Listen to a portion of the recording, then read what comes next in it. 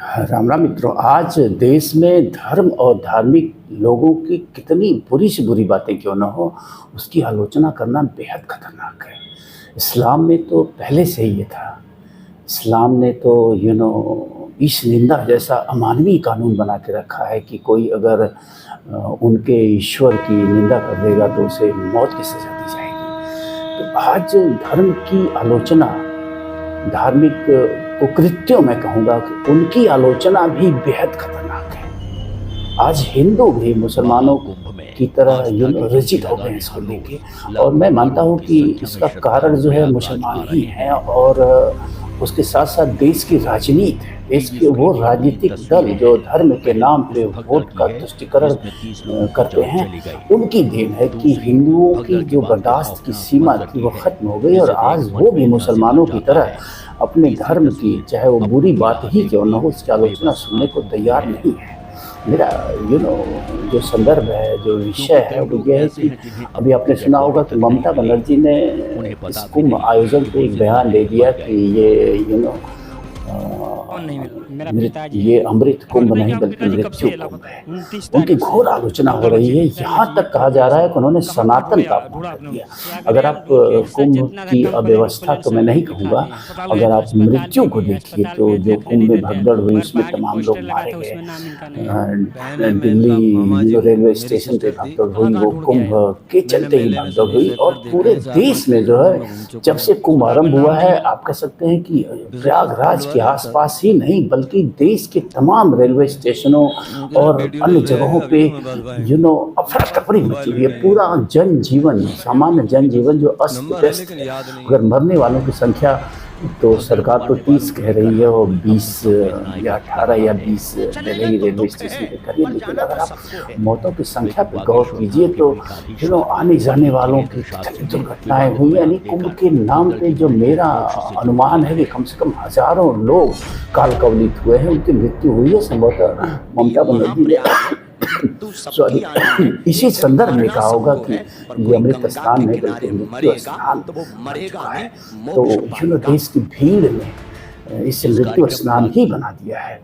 तो इसमें दोषी कौन? मैं नहीं कह रहा हूँ कि कोई विशेष दोषी है। ये आयोजन सदियों से होता रहा है और सनातन संस्कृति का, हिंदू धर्म का एक महत्वपूर्ण पर्व है।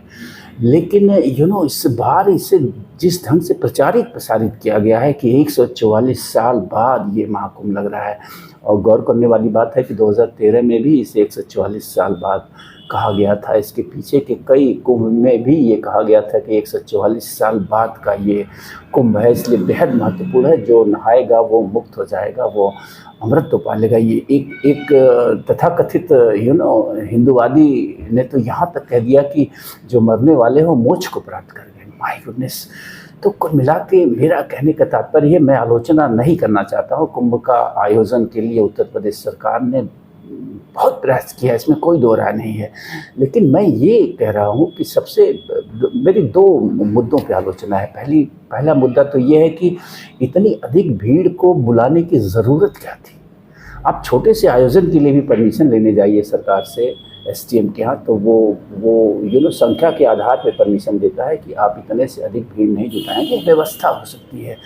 तो 55 करोड़, यानी एक आंकड़ा है कि 52 करोड़ 53 करोड़ लोग नहा चुके हैं। तो आप एक प्रयागराज जैसे ज़िले में और कुंभ के एक निश्चित परिधि में 50-55 करोड़ लोगों को आमंत्रित किस कानून के तहत, किस संविधान के तहत आपने किया है? संविधान की कौन सी ऐसी धारा कह रही है कि एक जगह इतने लोगों को इकट्ठा कर लिया जाए और उन्हें मरने के लिए विवश कर दिया जाए? आप कल्पना करिए। मैं तो कहूँगा कि सौभाग्यशाली रहा कि ये छोटी छोटी दुर्घटनाएं होकर रह गई। इसमें तो कोई बहुत बड़ा हादसा भी हो सकता था। अब कल्पना करिए, एक बम ब्लास्ट हो जाता, हजारों लोग मारे जाते।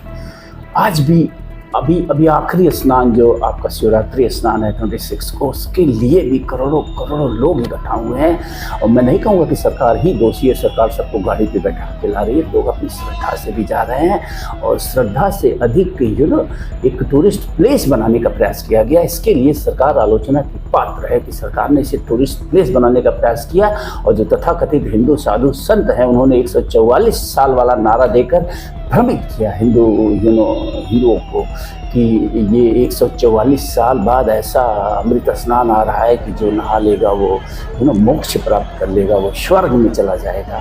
तो इसके अलावा जो दूसरी मेरी आलोचना है वो ये है कि